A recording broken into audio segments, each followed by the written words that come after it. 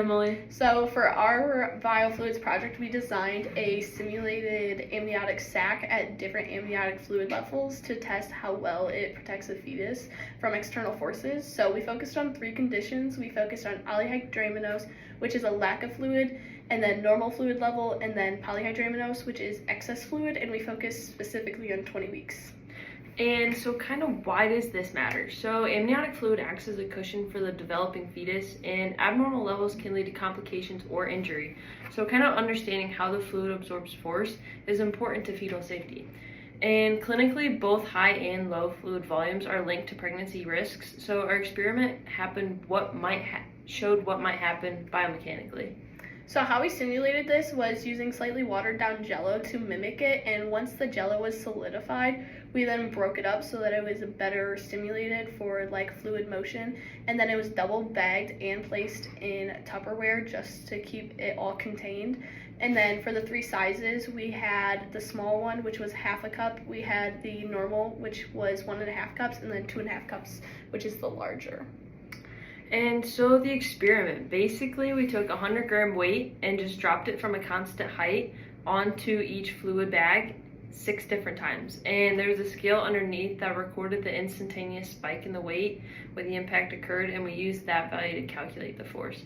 In the following videos, we'll show that experimental procedure.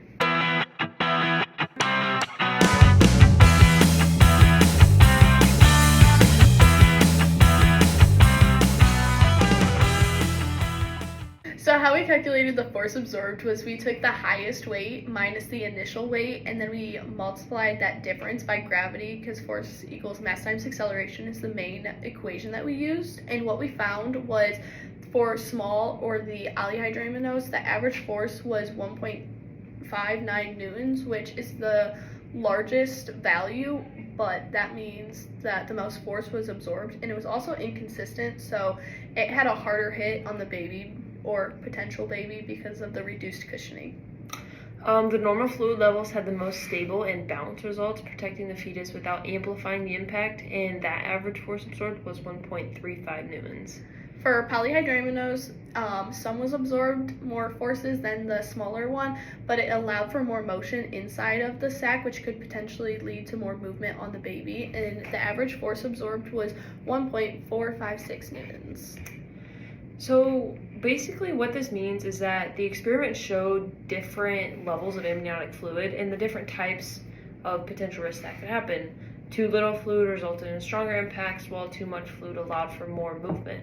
And normal levels allowed for protection and stability, so there really wasn't any harm that we expected. So our key takeaway was maintaining a healthy amniotic fluid level is crucial in pregnancy. It minimizes both high impact forces and excessive fetal movement, providing the safest environment for the baby. And on a personal level, for this experiment, we kind of just took out how to run an experiment by ourselves, really, with having to set up a plan, come up with resources and everything of that nature. And we're going to really take all of this information that we learned and take it into senior design, and we're very excited about all of that.